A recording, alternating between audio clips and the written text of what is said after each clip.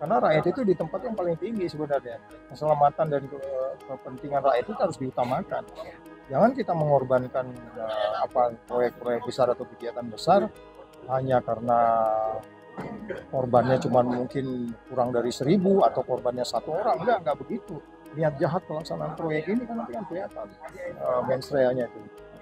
Dari niat jahat itu baru kelihatan bukti-buktinya atau seriusnya. Jadi kelihatan bukti-buktinya dan bagaimana mereka merencanakan mulai dari pemasangan SK. Terus saya dengar juga katanya di situ di ujung itu adalah juga bandara bakal terganggu, kan? Saya yakin juga sebagian sudah ngelihat lokasi itu sebelum SK gubernur itu dikeluarkan, kan ada SK-nya itu ya. Pasti udah pergi ke sana. Gimana Pak? Apa bisa diatur barang itu? Bisa aja ngomongnya kayak gitu kan misalnya. Jadi gubernur percaya tanda tangan. Sampai saat ini, kasus Sport Center masih belum tuntas. Masyarakat dan juga kelompok tani sudah melakukan pelaporan ke pihak penegak hukum, khususnya ke KPK. Namun sampai saat ini, laporan mereka belum juga ditindaklanjuti. Seperti apa sebenarnya upaya yang bisa dilakukan oleh masyarakat dan solusi apa yang bisa diambil menjadi jalan tengah untuk mengatasi persoalan Sport Center ini. Kami saat ini sudah bersama dengan pimpinan KPK periode 2015-2019, Saud Sitomorang. Apa kabar Bang Saud? Baik. Sehat Bang ya? Sehat, alhamdulillah sehat. Dan sebelumnya kita sudah banyak berdiskusi Bang terkait dengan Sport Center, benar Bang ya? Ya, jadi tadi saya juga hadir di dalam diskusi itu, menarik ya. Iya. Untuk dipelajari dan di follow up untuk kemudian kita plototi lah bagaimana nih ending dari case ini. Karena kan ini kan menyengsarakan banyak orang. Baik. Ada di sana poin yang terpenting karena Abang pimpinan KPK di tahun 2015-2019. Poin terpentingnya adalah saat ini masyarakat sebelumnya sudah melaporkan hal yang mereka alami ke pihak KPK dan juga ke pihak penegak hukum. Namun sampai sekarang laporan mereka tidak juga digubris dan ini masih dibiarkan menjadi problem di masyarakat. Sebenarnya mengapa hal ini bisa terjadi dalam pandangan Abang? Ya mungkin bisa aja mereka dalam sedang collection ya. Kalau kan biasanya laporan itu di KPK itu bisa sampai 8.000 surat per tahun. Baik. Cukup banyak. Jadi mereka klarifikasi, di cross check, diulang, kemudian diprioritaskan lagi. Kembali lagi pertanyaannya adalah dari jumlah surat yang banyak itu lembaga penegak hukum KPK katakan bisa menyelesaikan berapa banyak gitu. Ya lagi-lagi kalau kemudian mereka tidak menyelesaikan itu, sementara itu ada ketidakadilan. Ini kan konflik agraria ini kan konflik yang cukup lama. Yeah. Konflik yang menyengsarakan rakyat, menimbulkan ketidakpastian, ketidakadilan, pemerataan dan seterusnya. Karena jelas kemarin ada rakyat yang dikorbankan di situ yang sudah sekian lama tinggal di situ. Bahkan kemudian secara hukum juga masih berdebat tentang status hak dari dikaitkan dengan apa tadi itu PT SK10. SK10. Nah, SK10 itu kan sebenarnya ada ketidakpastian sebenarnya. Tapi kok kemudian ada transaksi jual beli, ya quote jual beli sehingga kemudian mengusir rakyat begitu saja. Jadi kan ini kan perjalanan persoalan konflik agraria yang mengabaikan hak rakyat untuk hidup. Jadi saya sekali lagi kalau ditanya bagaimana penegak hukum kok lambat menyelesaikan, saya pikir memang mereka harus cepat menyelesaikannya, mengklarifikasi. Jadi masalah konflik tanah ini sebenarnya harus yang prioritas. Segera diselesaikan daripada konflik-konflik yang lain. Karena ini menyangkut hidup banyak petani, mereka bertanam jagung di sana seterusnya. Jadi ini seharusnya prioritas kalau menurut saya. Baik, diselesaikan, didalami secara khusus untuk kemudian apalagi kalau kita kaitkan dengan konflik pekan olahraga nasional yang kita juga nggak tahu jadi atau tidak. Nah ini kan menjadi kompleksitasnya menjadi lebih tinggi untuk ditangani secara lebih cepat. Gitu. Baik, sebagai putra daerah dari Sumatera Utara, Bang Saud melihat kasus tanah ini mungkin tidak Bang diselesaikan? Oh ya, nggak ada yang bisa tidak diselesaikan kalau menyangkut rakyat. Karena rakyat itu di tempat yang paling tinggi sebenarnya. Keselamatan dan kepentingan rakyat itu harus diutamakan. Jangan kita mengorbankan proyek-proyek besar atau kegiatan besar hanya karena korbannya cuma mungkin kurang dari 1.000 atau korbannya 1 orang. Enggak begitu. Hak orang per orang itu harus diakui.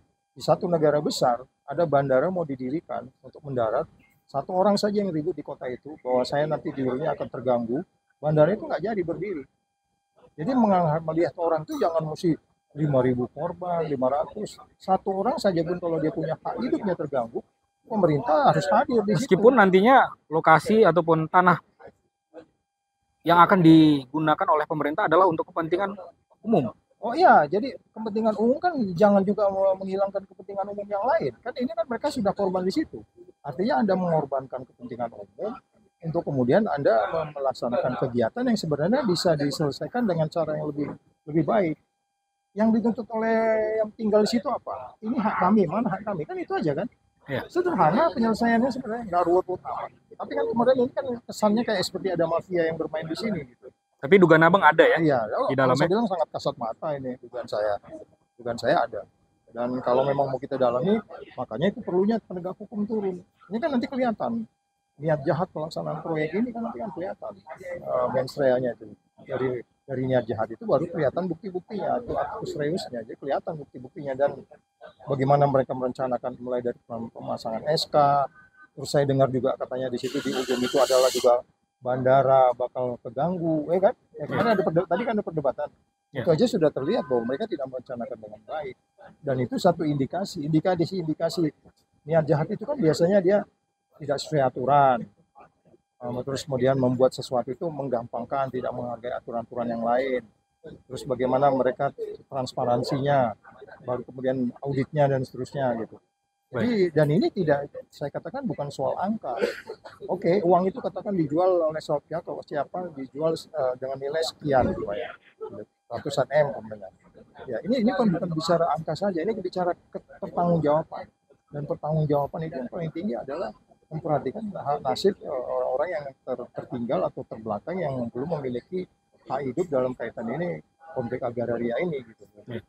Kalau selama abang bekerja di internal Gedung Merah Putih, abang melihat sebuah kejahatan itu di pemerintah memang terstruktur, sistematis, dan masif.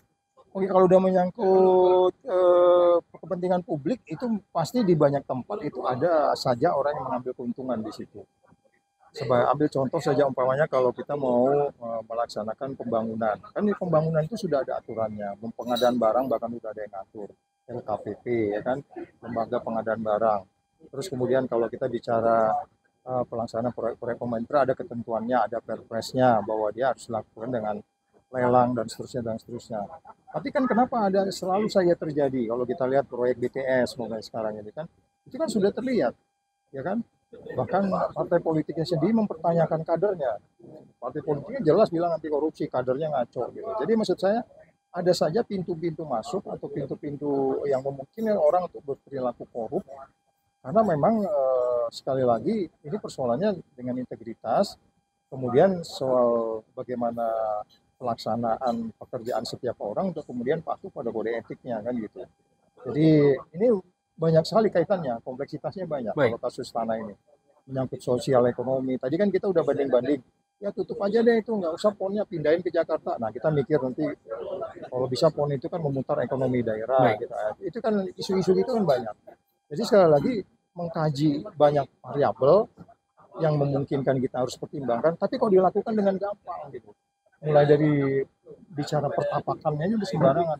Berarti dia nggak konsisten dengan perencanaan yang disebut variabel kompleks untuk menyelesaikan pelaksanaan pekan olahraga ini. Jadi kayak mau bikin bikin kegiatan yang kayak proses-proses yang sederhana gitu, pokoknya membangun gubuk gitu segala macam ya. Kayak bangun di gubuk di ladang kita gitu. Kalau kena angin rubuh ya rubuh, ini kan enggak. Tapi kalau semua pihak di dalam pemerintahan sudah kong kali kong, sudah bekerja sama, sulit juga Bang untuk membuka fakta ini. Ya itu makanya saya bilang lembaga auditnya harus turun. Apakah itu auditnya itu auditor pemerintah, auditor negara, kemudian melihat kalau bicara kerugian negara. Kalau bicara hak rakyat nanti kita lihat bagaimana sebenarnya juga pertanggungjawaban setiap institusi yang terlibat di situ, mulai dari BPN-nya, pemerintah daerah, terus kemudian dinas olahraganya, terus kemudian Pemda dalam hal ini bagaimana mereka memutuskan. Ini kan harus bisa kita buat sebuah tim, saya pikir ya. Apa itu menjamin Bang? Ya kalau tim itu bisa mereka sangat transparan dan terbuka, saya pikir bisa mengklirkan ujungnya ini sebenarnya Seperti apa? Baik, kita mundur lagi Bang. Kita akan menggambarkan kepada Abang case yang ada di Sport Center. Artinya tanah itu dibeli dari PT PEN 2 dan itu segala administrasi sudah diurus oleh pihak yang berkaitan termasuk BPN di sana hadir. Saat itu Kanwil BPN dijabat oleh Dadang, beliau yang maju ke depan untuk mengkondisikan hal-hal yang perlu dikondisikan untuk meyakinkan pejabat-pejabat yang lain bahwasannya tanah itu Clear. tidak bermasalah Ya. secara hukum. Tapi nyatanya di dalam dialog publik kita, Kabak Hukum Ganda Wiatmaja menyatakan secara terus terang sampai saat ini belum pernah satupun HGU yang mereka dapatkan hanya SK saja, artinya SK 10 itu. SK 10 dan juga ada beberapa SK lainnya, artinya tidak ada legal standing mereka di sana. Itulah saya bilang kalau disebutnya abuse of power. Jadi abuse of power itulah kekuatan kita untuk kemudian kita gunakan itu gimana saya. Itu kan cenderungnya begitu. Anda paling nggak akan harus pergi dulu mengecek di 300 berapa 300 hektar itu ya. Iya, 300 hektar. Anda kan harus ngecek dulu siapa yang berada di sana sekarang. Bagaimana kita memclearkan itu supaya tidak bermasalah di belakang hari. Ini kan kesannya kan menggampangkan masalah. Oh, rakyat bisa diusir-usir aja dengan begitu aja, kemudian mereka tidak terima sedikit pun apapun. Terus kemudian tadi ada isu juga, saya dengar ganti rugi tanaman bukan urusan saya. Loh, itu kan terbukti bahwa itu mereka tidak koordinasi satu sama lain. Jadi dari awal ini memang rakyat kita itu sudah dianggap bahwa mereka adalah orang-orang yang lemah yang bisa kita lakukan apa aja. Intimidasi, Bang. Ya, even mempunyai dia tidak punya surat, tapi kalau mereka sudah 20 tahun di situ, kita bisa debat 3 hari juga tentang undang-undang agraria. Kalau dia sudah cukup lama di situ gitu kan. Berarti Abang berpihak juga nih kepada masyarakat yang sudah lama mendiami lokasi tersebut. Ya, berpihakan kita itu kan kepada keadilan, kebenaran dan kejujuran. Iya. Ya, dalam hal ini kalau memang pemerintahnya yang adil, jujur dan benar, kenapa enggak? Tapi ini kan mereka posisinya dikorbankan. Ini sangat sederhana kok analisisnya. Ada orang yang sudah sekian tahun tinggal di situ, diusir begitu aja gitu. Anda mau pakai apa? Pada bagian lain, orang lain tidak bisa membuktikan bahwa itu berada di HGU-nya dia. Kan itu HGU-nya mau diperpanjang begitu Yeah. dengan kemudian itu masih berproses gitu. Jadi mungkin mereka bisa mengeluarkan undang-undang, mengeluarkan peraturan atau rejim apapun mau dipakai oleh mereka berdasarkan yang mereka anut sebagai keuntungan bagi mereka, Pak. Ya, tapi kalau kita kembali ke kita yakin bahwa aparatur pemerintah itu yang melayani rakyat, dia harus memprioritaskan kepentingan rakyat. Dan rakyat itu selalu dianggap menjadi korban saja. Tidak seakan-akan mereka membuat undang-undang, terus masyarakat yang kemudian dirugikan. Iya, itu yang mereka nggak paham. Jadi dan itu nggak mesti nunggu ribuan orang. Satu orang aja kalau itu bermasalah itu harus dihargai, apalagi sampai berapa keluarga kehidupannya kan. Kemudian tadi saya dengar berdebat soal koordinatnya aja agak berbeda karena tadi ada restoran itu nggak cocok dengan koordinat itu juga dibongkarin segala kan, sehingga dia arealnya meluas dan lari ke isu pengembang lain yang menyebut satu perusahaan Jakarta itu kan. Nah, jadi saya kira ini satu kompleksitas yang saya anggap tidak sederhana ya, tidak sesederhana yang kita pikirkan kita membangun stadion, walaupun itu nanti stadion dibilang akan terbengkalai, akan ada orang mau ke sana jauh olahraga ke sana. Tapi maksud saya efisiensi di dalam membangun yang kita sebut sebagai misi olahraga itu membangun sportivitas dan lain-lain itu udah nggak mencapai misinya. Baik, kita tidak usah ke Jakarta lagi membahas laporan di Gedung Merah Putih. Kita beralih ke Sumatera Utara. Di sini ada pihak berwenang juga, Bang ya. Ada Kejaksaan Tinggi Sumatera Utara, ada pihak kepolisian tentu ya. Tapi sampai saat ini apa yang terjadi ini menjadi hal yang tertutup, Bang, bagi publik. Sehingga masyarakat juga yang menjadi korban seakan-akan ya mereka harus terima pasrah dengan takdir mereka. Kalau Abang melihat apakah penegak hukum di Sumatera Utara lalai, mengabaikan atau seperti apa? Ya, itu makanya kalau putusannya salah atau benar itu kan pasti ada proses peradilannya dulu. Ya di situ ya, walaupun kadang-kadang kita paham posisi peradilan kita seperti apa saat ini. Kita sangat prihatin bahwa mereka bisa efisien, efektif, benar, adil, jujur, bermanfaat dan seterusnya. Itu masih selalu aja perdebatan. Tapi menurut saya bagi teman-teman yang merasa diabaikan hak-haknya, saya pikir lawyer dia harus lebih efektif mengejar ini. Dan kita minta bahwa penegak hukum di Sumatera Utara ini kalau kita bicara mau skala yang lebih besar mengenai pelaksanaan olahraga, ini kan pelaksanaan menuju kepada upaya menerbitkan nilai-nilai sportivitas. Kok dibangun dengan cara-cara tidak sportif kan itu aja udah kontroversi kan. Jadi kita berharap penegak hukum di Sumut, apakah itu kepolisian, apakah itu kejaksaan, apakah itu yang lain, instansi stakeholder yang lain kayak BPN, ya mereka harus duduk sama-sama untuk melihat, jangan ini dianggap seperti sesuatu sederhana, masalah yang simpel. Karena konflik agraria ini kan konflik yang dijual-jual oleh Jokowi juga kan. Apakah mungkin ada tekanan-tekanan dari pemerintah kepada penegak hukum di Sumatera Utara, Bang? Oh, nggak boleh begitu. Kalau hukum tuh pemerintah betul. Tapi bisa jadi, Bang, ya? Ya bisa saja sih, bisa saja. Tetapi maksud saya yang paling penting kan hukum itu kan kita harus di kekuatan hukum itu kan di bukti-buktinya gitu. Ya. Nah, kemudian baru nanti kita masuk di satu proses bagaimana itu dilakukan penyelidikannya, bagaimana proses itu dijalankan, yang kita sebut sebagai due process of law gitu kan. Selama due process of law-nya belum jalan, bagaimana kita bisa bilang ini adil? Enggak, proses hukumnya kan harus benar. Ya, kan? Kemarin ada istilah NO itu untuk orang tertentu, ada NO kan, satu kasus ada ya. Nah, kasus yang lain seperti apa? Nggak bisa juga dong, oh ini karena dia restoran besar diprioritaskan kasusnya. Karena saya hanya kena 200 meter, saya nanam jagung diabaikan. Nggak bisa begitu, Pak. Nah, jadi maksud saya ini secara keseluruhan, hukum itu harus dibangun, keadilan itu tidak hanya dilihat dari kaya miskin, luas kecil tanah dan seterusnya. Berarti penegak hukum wajib kita desak juga, Bang, untuk melihat hal ini, Bang, ya? Oh iya, jadi mereka harus turun, jangan harus proaktif melihat. Siapa yang paling bertanggung jawab penegak hukum di Sumatera Utara, Pak? Kalau penegakan hukum kan kalau ini banyak by default itu crime kan ya pasti kepolisian. Kalau ini kriminal, baik, ya kan? Atau katakanlah ada perbuatan yang melawan hukum yang dilakukan oleh aparat penegak hukum. Pada bagian mereka tidak punya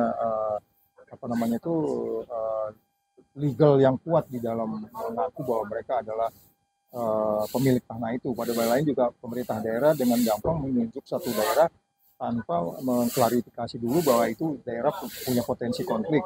Itu kan prinsip-prinsip manajemen yang sederhana, ya kan? Mereka juga harus dimintai pertanggungjawabannya. Kenapa kok mengabaikan hak rakyat yang sudah dijamin oleh undang-undang, karena mereka sudah lama di situ gitu kan. Oke, kalau bilang mereka nggak ada dasarnya, siapa bilang? Mana ada tanah di Indonesia ini kalau nggak garap dulu? Tanya deh.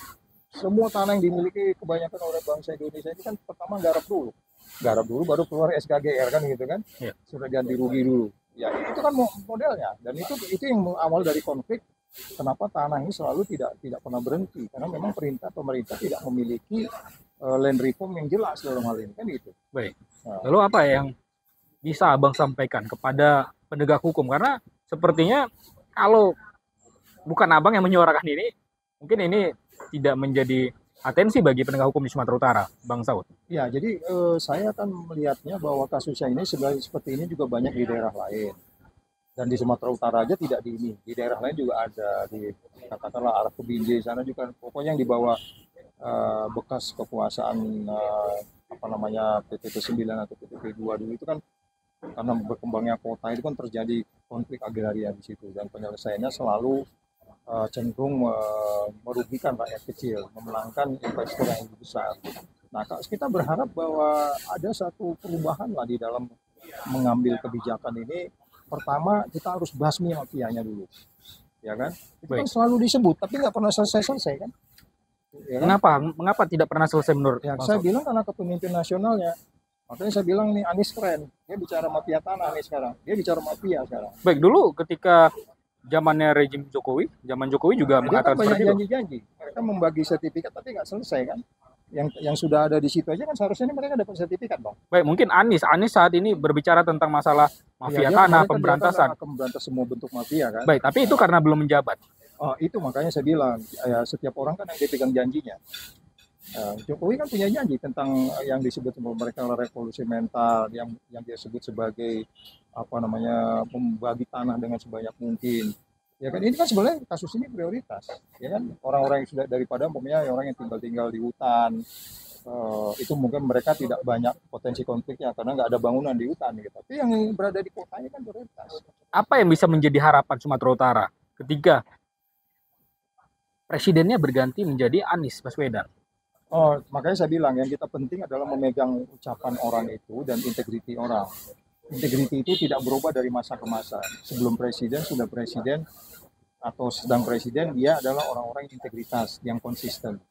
Ya kan? Saya kembali menekankan integritas itu dilihat juga dari track recordnya. Bagaimana dia menyelesaikan di DKI, misalnya konflik tanah di DKI dia selesaikan, dia bicara, memberi izin terhadap sejumlah gereja yang sekian puluh tahun nggak pernah selesai. Itu kan konflik dengan masyarakat setempat, tapi dia melakukan dialog. Ini kan kasus yang ini kalau dari awal dialog, ini jadi kan ini selesai kan nggak ada dialog kan, rakyat dipinggirkan aja kan. Baik. Nggak diajak bicara, ini tanah siapa, mana suratnya, oke kita ganti rugi, kamu nanam jagung kapan. Itu yang saya bilang dilakukan Anies. Kemudian dia berdialog, kemudian keluarlah 32 izin terhadap gereja yang selama ini orang nggak percaya. Yang benar itu terjadi. Karena waktu itu kan izin untuk mendirikan gereja itu kan harus dialog dengan masyarakat sekelilingnya kan. Nah inilah yang saya bilang tadi di dalam dialog kita itu, ini pentingnya leadership. Di Sumatera Utara ini leadershipnya kayak apa? Kepemimpinannya kayak Menurut Abang, gubernur kita? Ya saya pikir kalau dia memikirkan rakyatnya, kasus ini nggak akan terjadi dong. Iya dong. Baik. Dia kan tahu bahwa, oh ini olahraga di kampung mana. Aku mau lihat dulu deh. Anda kepemimpin kan harus turun ke bawah. Wah, ini rakyat gua nih, jagungnya rakyat gua, lo mau buang jagung rakyat gua. Tidak memaksakan Bang ya? Iya dong, simple, simple as that. Leadership itu kan melihat ke bawah. Anda harus apa yang disebutnya sebagai apa namanya itu lion gitu ya. Alignment-nya itu ada alignment-nya gitu. Dengan kata lain ada kepentingan yang disembunyikan dari pemerintah Sumatera Utara. Harus align gitu loh, dari ke bawah sampai ada atas ke bawah. Jadi Anda bisa ngelihat di situ. Jadi kalau alignment-nya jalan ya Anda akan gampang ambil keputusan. Jangan di situ deh, cari tempat lain. Emang nggak ada tempat lain? Saya tanya dulu, ada tempat lain nggak di selain ini? Yang lebih easy gitu kasusnya. Baik. Pasti ada kan? Ya. Ada dong, arah ke Belawan juga banyak gitu kan. Baik. Ya nggak mesti harus ke situ gitu. Makanya saya bilang ini jangan-jangan ada mafianya. Jadi analisisnya gampang kok, ini sederhana. Jadi bagaimana sebenarnya kalau memang leadershipnya ada dalam skala nasional juga, umpamanya kalau kita lihat janji-janji apa untuk kemudian menjanjikan kesejahteraan yang lebih mengarah kepada kebijakan yang setara kepada banyak orang, itu kata yang sering keluar saya lihat dari Anies ya. Mudah-mudahan dia bisa betul-betul setara dan itu dia lakukan. Ini kan nggak setara. Anda bedakan pengusaha, Anda bedakan milik PTP 9 dan rakyat. Bahkan sebenarnya PTP itu kan berjuangnya, kalau kita bicara misinya itu adalah katakanlah misi pemerintah, dia mesejahterakan rakyat kan, bukan menimbulkan masalah. Nah ini makanya kita bertanda tanya, sebenarnya mafianya ini siapa? Saya katakan ini potensinya pasti ada mafianya. Tapi kalau dugaan Abang, sejauh ini pengalaman Abang, kira-kira? Ada, enggak, yang orkestra itu ada kok. Kalau kasus gede itu kan itu ibaratnya pemain musik. Siapa main bass, siapa main ini, siapa main ini, siapa main drum. Itu kan ada yang orkestra. Dan ini semuanya sudah berkomunikasi di belakang Bang ya? Oh iya, iyalah, ini kan biaya besar dan kemudian mereka udah rapat.